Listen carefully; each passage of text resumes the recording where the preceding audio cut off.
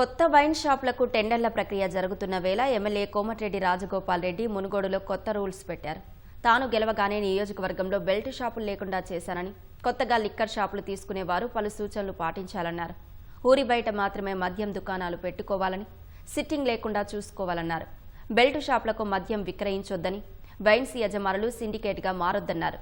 ఎవరిని ఇబ్బంది పెట్టాలన్నది తన ఉద్దేశం కాదన్న రాజగోపాల్ రెడ్డి, యువత మద్యానికి బానిసలు కాకూడదనే తన ఆరాటమన్నారు. ఎమ్మెల్యే సూచనల మేరకు పార్టీ నాయకులు నల్గొండ ఎక్సైజ్ అధికారికి వినతి పత్రం అందించారు.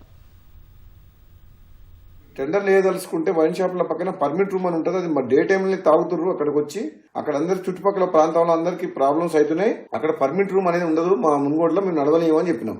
అలౌ చేయను. నేను ఎమ్మెల్యేగా ఉన్నంత వరకు ప్రజల ప్రాణాలు, ప్రజల ఆరోగ్యమే నాకు ఇంపటి తప్పితే ప్రజల జీవితాలతో ఆడుకునే ఎవరు ఏ పని చేసినా పెట్టి పరిస్థితుల్లో ఒప్పుకునే ప్రసక్తే లేదు.